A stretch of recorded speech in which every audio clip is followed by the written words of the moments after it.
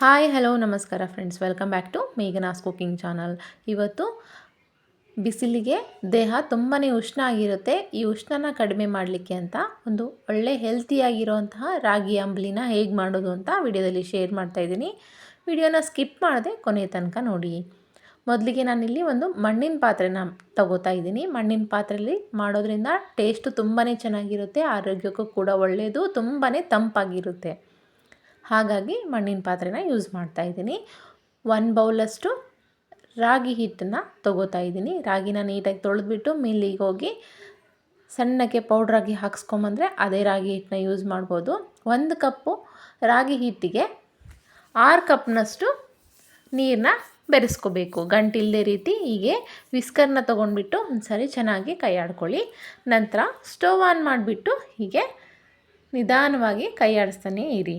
ಹಾಗಾದರೆ ಎಲ್ಲೂ ಗಂಟು ಬಾರದೇ ಇರೋ ರೀತಿ ಈ ರೀತಿ ಆಗುತ್ತೆ.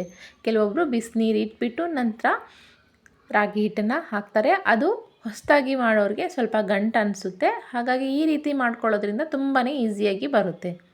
ನೋಡಿ, ಈ ರಾಗಿ ಗಂಜಿ ಅಂದರೆ ರಾಗಿ ಅಂಬಲಿ 10ರಿಂದ 15 ನಿಮಿಷದವರೆಗೂ ನಿಧಾನ ಉರಿಲಿ ಚೆನ್ನಾಗಿ ಕುದಿ ಬರಬೇಕು. ಹಾಗಾದ್ರೇ ರಾಗಿ ಅಂಶ ಎಲ್ಲ ಚೆನ್ನಾಗಿ ಬಿಟ್ಕೊಳ್ಳುತ್ತೆ, ಆರೋಗ್ಯಕ್ಕೆ ತುಂಬಾ ಒಳ್ಳೆಯದಿರುತ್ತೆ. ಈ ರೀತಿ ನೋಡಿ ಮಂದ ಆಗಬೇಕು. ಕುದೀತಾ ಕುದೀತಾ ನಾವು ಹಾಕಿರೋ ನೀರೆಲ್ಲ ಹೋಗಿಬಿಟ್ಟು ಚೆನ್ನಾಗಿ ಮಂದವಾಗಿ ಅಂಬಲಿ ರೆಡಿಯಾಗುತ್ತೆ.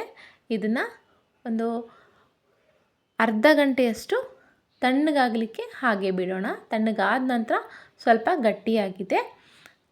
ನಂತರ ನಾವು ಒಂದು ಗ್ಲಾಸಲ್ಲಿ ಹಾಕೋಬೇಕು.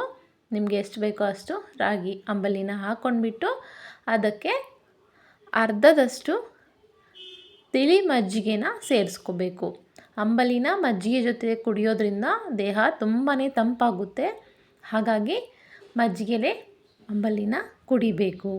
ಈ ರೀತಿ ಮಿಕ್ಸ್ ಮಾಡಿಕೊಂಡು ಮೇಲ್ಗಡೆಯಿಂದ ಸ್ವಲ್ಪ ಚಿಕ್ಕದಾಗಿ ಕಟ್ ಮಾಡ್ಕೊಂಡಿರೋಂತಹ ಈರುಳ್ಳಿ ಹಾಗೆ ಕೊತ್ತಂಬರಿ ಸೊಪ್ಪನ್ನ ಹಾಕ್ಕೊಂಡ್ಬಿಟ್ರೆ ಹೆಲ್ತಿಯಾಗಿರುವಂತಹ ರಾಗಿ ಅಂಬಲಿ ರೆಡಿಯಾಗುತ್ತೆ.